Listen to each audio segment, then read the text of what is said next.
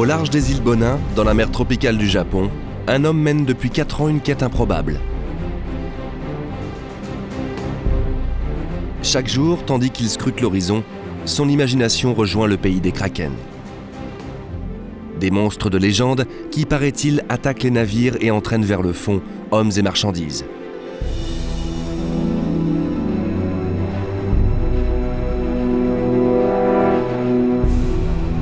Il sait que ce Léviathan existe.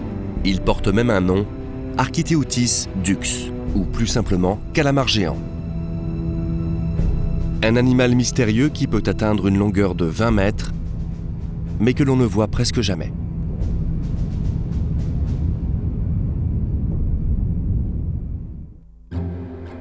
Les seuls témoignages de sa réalité viennent de carcasses échouées ou flottantes au gré des courants. Aucun calamar géant n'a jamais été vu vivant, et c'est là qu'intervient le docteur Kubodera.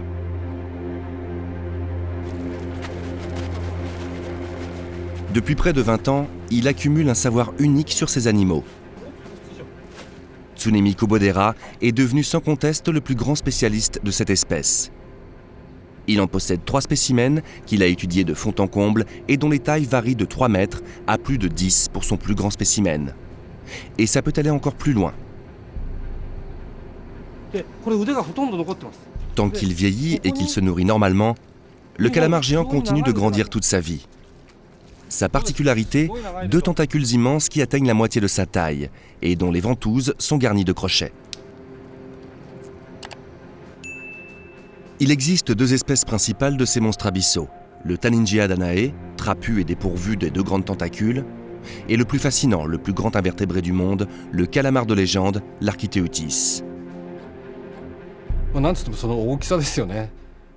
Rien que la taille suffit à rendre cette créature inimaginable. C'est surprenant, même pour un biologiste, qu'une bête aussi grande existe.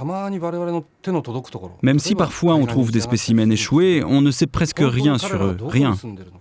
Leur vie est totalement énigmatique. C'est une légende vivante, énorme, inquiétante et fascinante.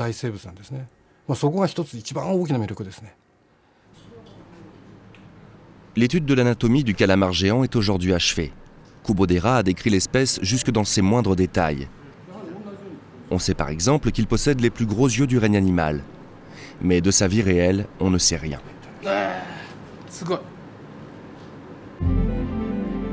Des dizaines de carcasses d'Architeuthis ont été trouvées depuis des siècles, même en France dans le golfe de Gascogne. Mais Kubodera a déjà décidé de l'endroit de ses recherches, les îles Bonin, à 1000 km au sud de Tokyo. Et ce n'est pas un choix dû au hasard. Dans ces îles tropicales réside un homme au destin hors du commun. Kubodera a besoin de son expérience. Yushiro Isobe est pêcheur et certainement celui qui a côtoyé le monstre le plus souvent. Depuis 10 ans qu'il s'est spécialisé dans la pêche en eau profonde, il a vu 20 fois dans cette zone des restes d'Architeuthis. Il en a même pêché 5 vivants, un fait unique au monde.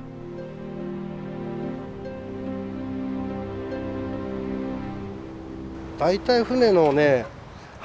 dernier en date était énorme. Il faisait 5,60 m. Il était plus large que mon bateau, un géant.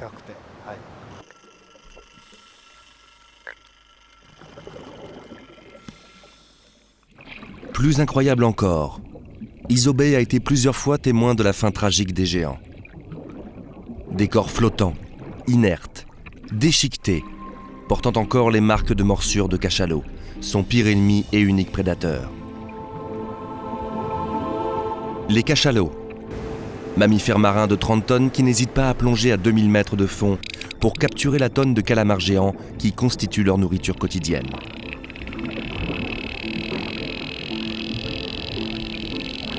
Témoignage unique, Isobe a eu la chance de pouvoir filmer un grand mâle remontant sa proie vers la surface.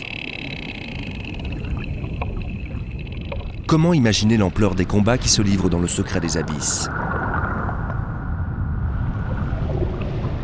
Le calamar est-il une proie ou un agresseur ?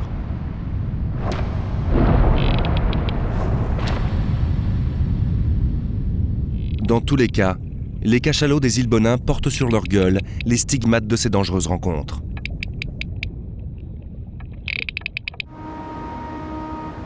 Une dizaine d'expéditions européennes et américaines ont déjà cherché le calamar géant partout sur la planète.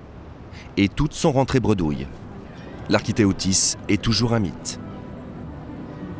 C'est pourquoi, en ce début d'été, le docteur Kubodera rejoint l'île principale d'Ogasawara à la rencontre du pêcheur Isobe, l'homme qui connaît le territoire du calamar géant.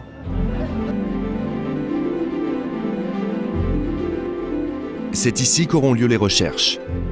Si Kubodera veut gagner son pari et trouver l'animal, aucun endroit au monde ne peut être plus propice.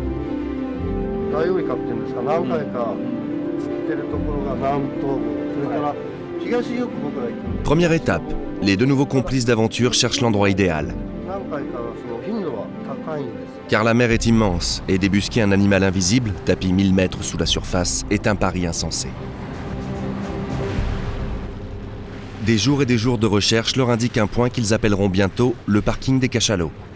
Une zone d'1 km² où une troupe d'une douzaine de ces mammifères doit trouver chaque jour les 10 tonnes de calamars nécessaires à leur nourriture. S'ils sont là, les calamars doivent y être.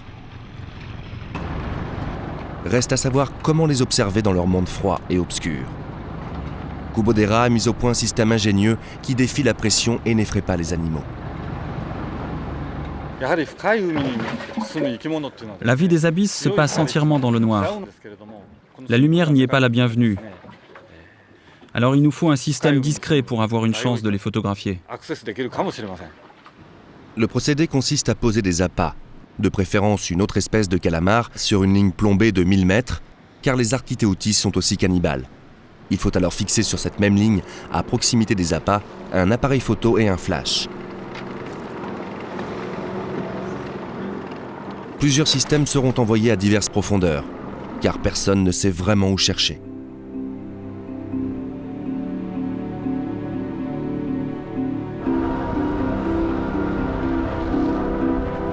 Amarré à une bouée, chaque dispositif va rester immergé pendant 4 heures. 3 systèmes sont répartis à 300, 600 et 900 mètres. Une photo est alors prise toutes les 30 secondes, un total de 500 clichés pour chaque appareil. Pour seule lumière, un coup de flash. L'espoir de Kubodera, qu'un archétéotis affamé vienne attaquer ses appâts et se fasse prendre en photo.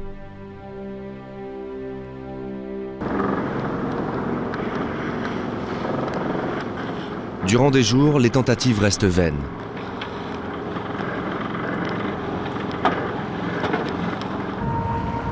Mais au début du mois d'août, une pêche miraculeuse redonne de l'espoir à l'équipe. Après 10 minutes de remontée, la ligne immergée à 300 mètres semble avoir capturé quelque chose. Elle est lourde à reprendre. Chacun se demande ce que les hameçons ont bien pu attraper.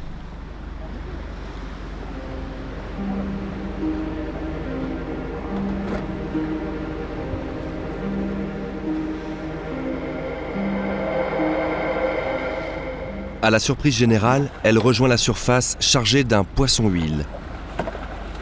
C'est une espèce des grands fonds reconnaissable à ses yeux surdimensionnés, capable de détecter la moindre ombre dans la nuit totale.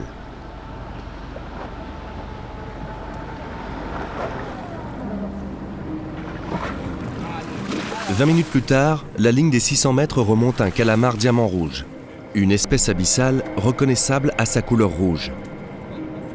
Kubodera se met à espérer car il sait que les calamars profonds sont tous de couleur pourpre, la couleur la moins coûteuse en énergie à produire. Enfin peut-être le bon endroit. Tous ses espoirs se portent maintenant vers la ligne la plus profonde. Apparemment, rien d'intéressant. Mais aucun détail n'échappe à son regard de scientifique et en un coup d'œil, le rien se transforme en beaucoup. Cet appât était à 900 mètres de fond. Normalement, les poissons avalent le calamar d'un coup, alors que celui-ci n'a reçu qu'une morsure. La créature qui l'a mordu est donc un calamar. Je reconnais la marque caractéristique de la partie inférieure de son bec. En regardant l'angle et la taille de la coupure, je suis sûr qu'il s'agit d'une des 2 espèces de calamar géants.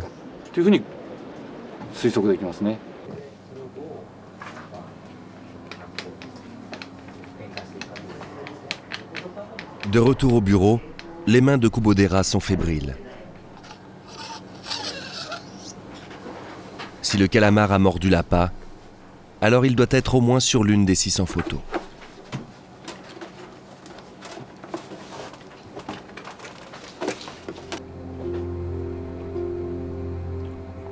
Il est difficile d'imaginer comment le résultat d'années de recherche et d'espoir peuvent parfois se résumer à un simple moment, un simple écran d'ordinateur.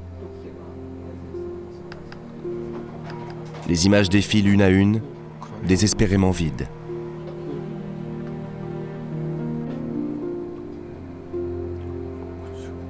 Le poisson abyssal apparaît. Qu'en est-il du calamar géant ?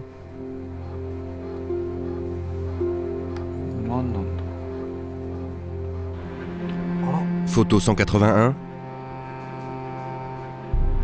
L'appareil a bugué. Et l'Archétéotis reste toujours un mythe.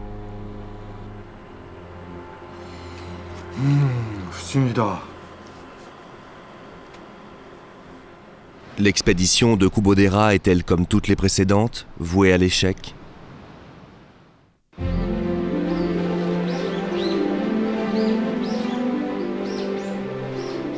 Faut-il continuer à chercher à 600 mètres, à 900 mètres ou encore plus profond ?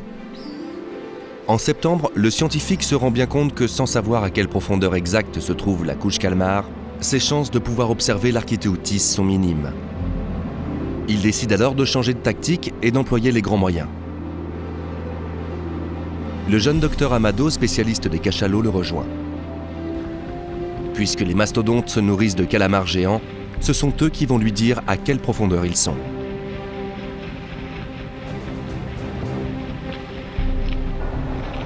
Amado est venu avec des balises de profondeur couplées à des ventouses, qu'il compte fixer sur le dos des cachalots à l'aide d'une arbalète.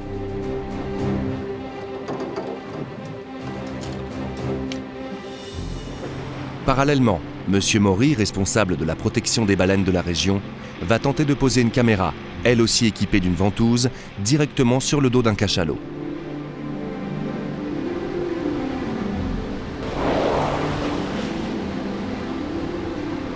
La manœuvre n'est pas évidente et les chances de réussite sont faibles. Mais Kubodera doit tenter le tout pour le tout.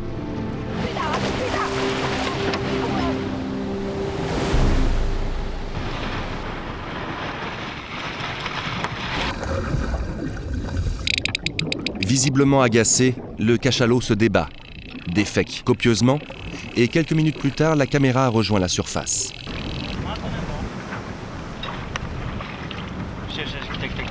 La malchance semble s'acharner sur le pauvre scientifique.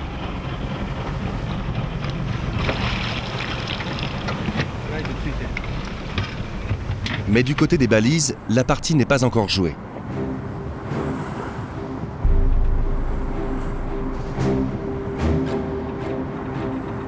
Amado sait qu'il est la dernière carte de Kubodera.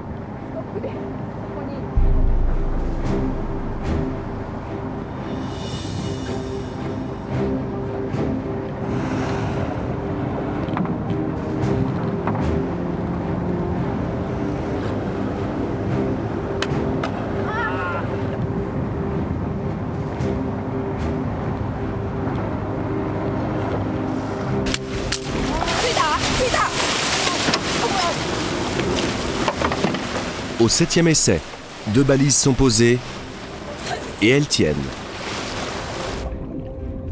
À peine perturbé, le cachalot rejoint son groupe de chasse et sonde vers les abysses.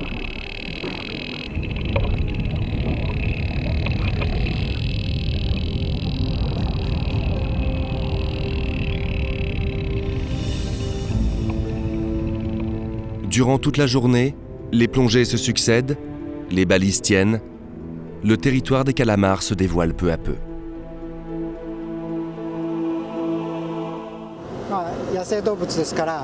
Ce qu'il faut comprendre, c'est que la tâche la plus importante de la journée d'un cachalot, c'est de plonger pour se nourrir. Dans cette zone, les animaux sondent à 1000 mètres de profondeur, une dizaine de fois par jour, pour chasser l'une des 2 espèces de calmars géants, leur principale nourriture. Durant leur plongée, les cachalots zigzaguent et accélèrent pour débusquer les proies, et quand ils sont dans la couche calamar, leur nage devient plus lente et beaucoup plus rectiligne. C'est une chose que l'on ignorait. On vient juste de l'apprendre pendant cette expédition.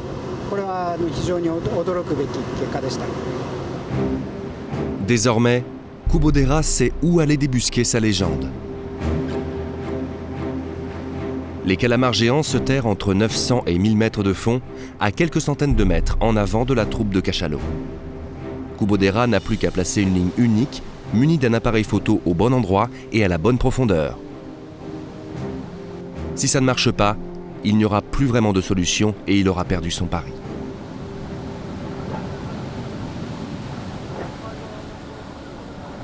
Après 3 heures d'attente, la lente remontée de la ligne paraît interminable.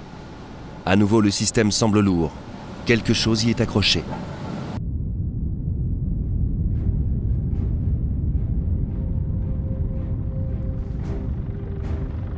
C'est le bras d'un Archétéotis de plus de 6 mètres de long.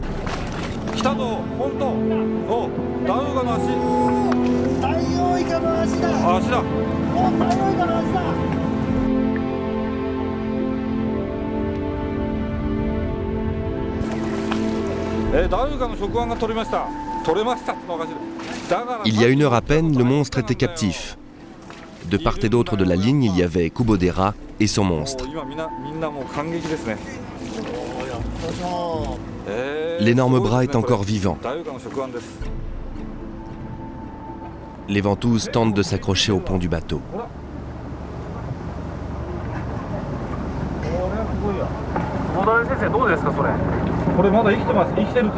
En regardant la longueur des tentacules de l'appât, on imagine aisément la taille de l'animal. Comme pour entretenir la légende, les ventouses cornées tentent encore en vain de capturer l'homme qui les touche.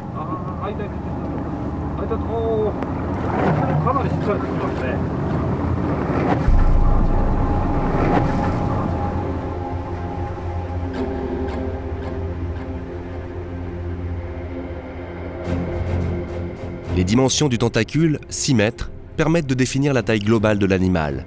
Un calamar géant de 10 mètres.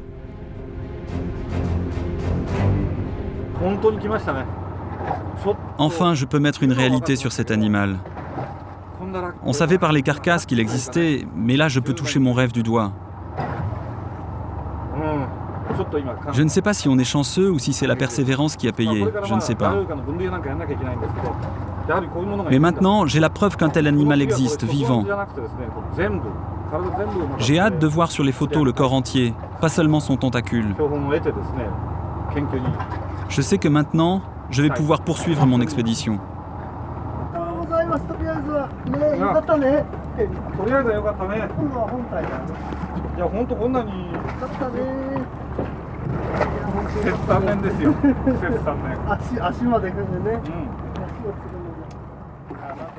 Mais rien n'est encore gagné.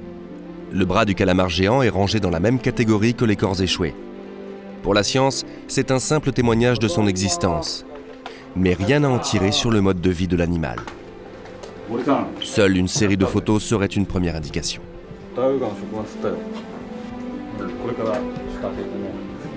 Le cœur battant et plein d'espoir, Kubodera, bientôt rejoint par le pêcheur Isobé, répète une fois encore son rituel de préparation.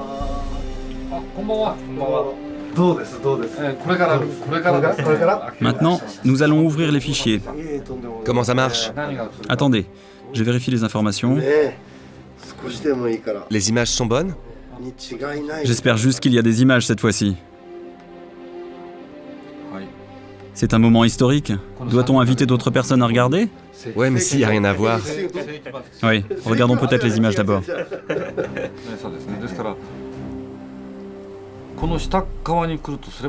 Là, on est à moins 895 mètres.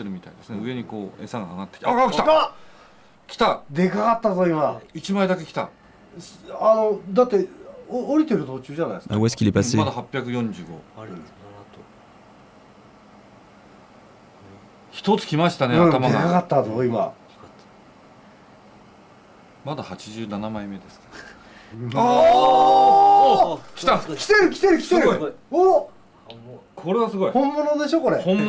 Alors voilà, Il tire sur l'appât.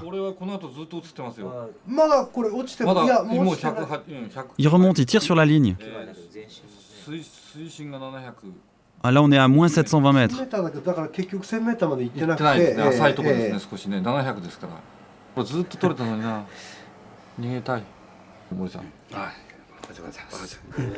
Félicitations. Non, c'est juste une première étape. Quand même, c'est vraiment incroyable. Le plus intriguant sur ces images, c'est le moment où le calamar attaque l'appât. Ce que l'on peut observer, c'est que l'animal projette ses tentacules dès que la proie passe à la hauteur de ses yeux. On peut aussi voir sur cette simple photo que le calamar géant attaque sa proie d'une manière agressive, comme un chasseur qui fonce vers sa proie. Et ça, on ne s'en doutait pas.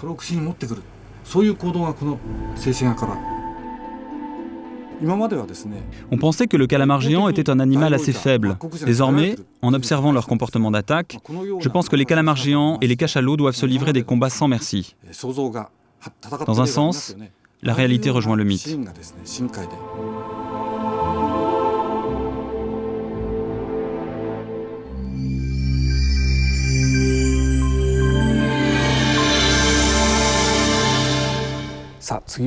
Et maintenant, une image exceptionnelle. Dans les îles Ogasawara, à 800 mètres de profondeur, vient d'avoir lieu une grande première scientifique. Ce sont les premières images d'un grand, très grand calamar, prises par un scientifique japonais, le docteur Kubodera.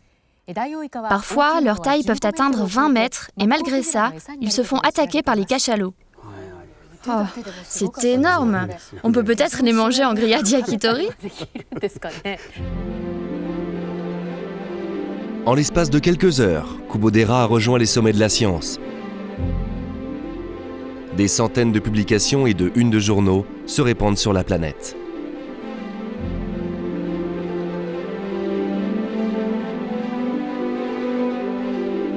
Pour Kubodera, les moyens ne sont plus un problème. Face à ce succès scientifique, le gouvernement japonais a mis à sa disposition l'un de ses plus grands navires de recherche pour une durée d'1 semaine. La quête continue. Après les photos, c'est à l'aide d'un robot sous-marin que Kubodera cherche à capturer les premières images filmées de l'ex-monstre des abysses.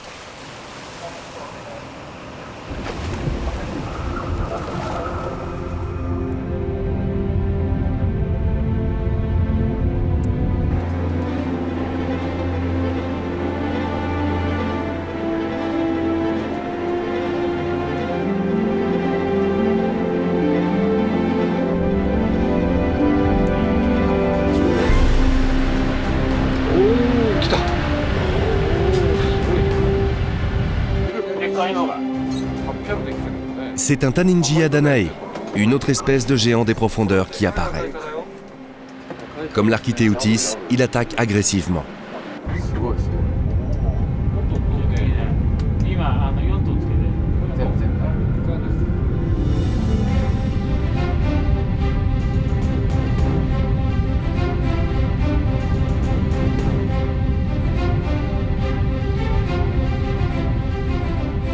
Kubodera semble désormais détenir la technique pour débusquer les calamars géants. Il a pu photographier l'Architeuthis, filmer une autre espèce géante. En regardant ces images inédites, à nouveau son esprit s'évade. La quête scientifique n'est pas terminée. L'année prochaine, il reviendra avec un sous-marin. Il veut poursuivre son rêve, être le premier à regarder les yeux dans les yeux l'animal de légende.